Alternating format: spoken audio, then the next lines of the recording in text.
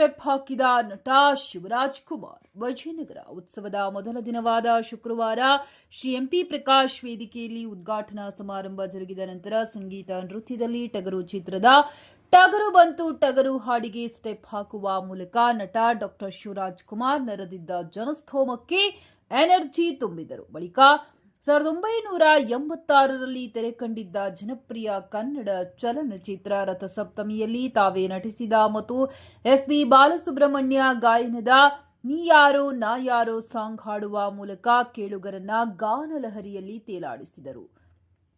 ನಂತರ 1996ರ ಜನ್ಮದ ಜೋಡಿ ಚಿತ್ರದ ಎಲ್.ಎನ್. ಶಾಸ್ತ್ರಿ ಹಾಡಿರುವ ಕೋಲುಮಂಡಿ ಜಂಗಮ ಹಾಡು ಕೂಡ ಹಾಡುವ ಮೂಲಕ ಕೇಳುಗರ ಕಿವಿ ಹಿಂಪಾಗಿಸಿದರು.